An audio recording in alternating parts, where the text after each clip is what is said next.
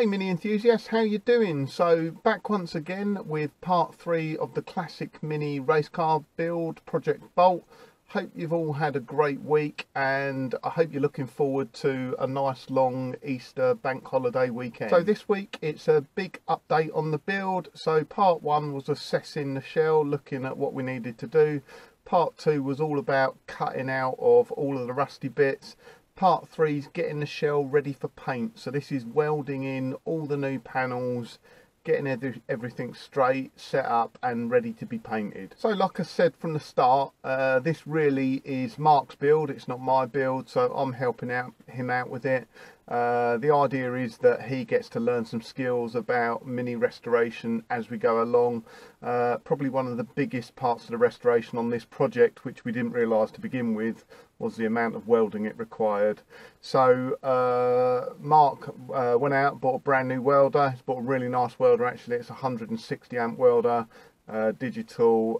It's got proper sized bottles on it, so Argo mix bottles.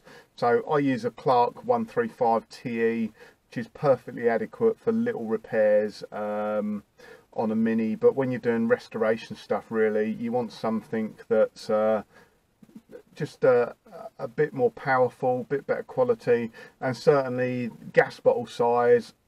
If you're doing it with the sort of small bottles you get from Halfords, I think they're 14-15 quid a time. It just costs you loads and loads of money. If you can upgrade to the bigger, higher pressure bottles, it's far more cost effective, and if you know you're going to be doing a lot of welding, that's definitely the way to go. So I think right from the start really, Mark's intention was to learn how to weld at the same time, so that was a whole part of this restoration race car build, that it was that he learned new skills. So welding being one of them, he went out and bought a new welder, obviously with the intention of learning himself and doing the welding himself. But certainly in my experience, practice makes perfect with welding, and it is something with a few tips and a bit of guidance you can pick up. But if you want to be a really good welder, it does take time, it takes experience. You have to go through that process of getting it wrong, to identify what mistakes you've made, how to do it better the next time, and you have to get to that phase. So Mark had a go. I gave him a few lessons, but he pretty quickly decided this was a race car build, so it needed good quality welding on it. So pretty much, I mean, we didn't really discuss it actually. I think Mark tried a little bit. From then really I kind of just took over and done all the welding myself. So Mark still did a few bits, so you'll see in some of the early pictures Mark's tacked on a few of the panels here and there, and then I've come along afterwards and just seam welded the whole way along. So the welding we used on this car, so anywhere where we cut out stuff, we cut it out completely. There were no overlap joins or anything like that. And then any welds were completely seam welded. I'm really fussy with welding, you know, even a pinhole is too much for me. So all the welds were seam welded, apart from, I tell a lie actually, I think the battery tray cover we just overlapped very slightly, just because it was a really odd, difficult shape to get there. Yeah, not too worried about that as well. Mark also bought a second-hand spot welder as well, so I've never used a spot welder before. My god, it is so much easier than drilling and plug welding, and so much quicker, especially if you're using new panels as well. You can just go along, spot weld.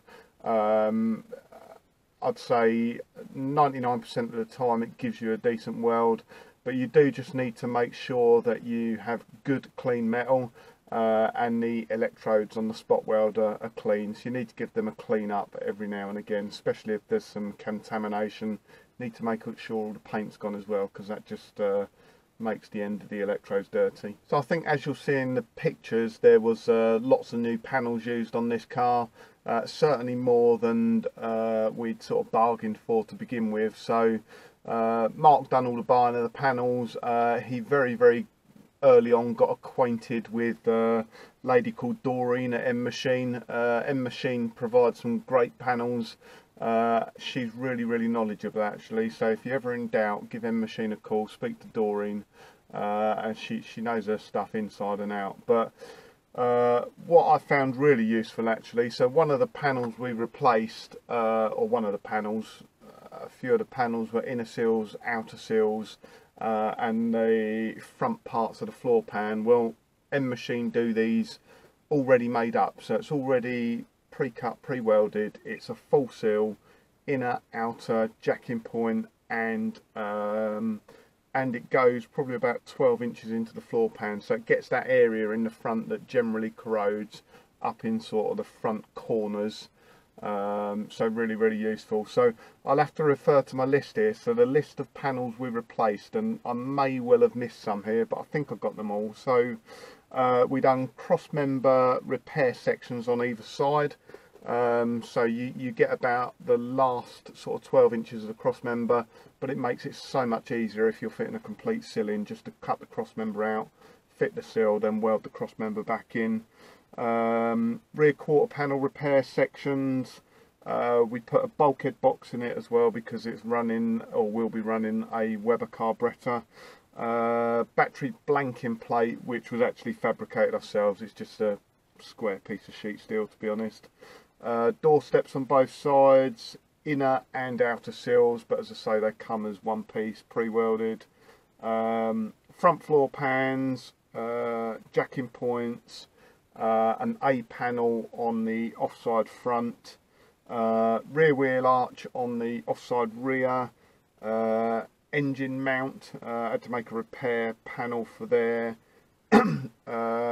Boot floor, I think one of just the rear corners we replaced, near side front inner wing, and the top dash rail. So yeah, we welded in a fair bit of new metal. So that's it from me. I'll stop talking now. We're going to the photos. Like I say, this is a fairly big update, this one. So we've gone from rusty shell.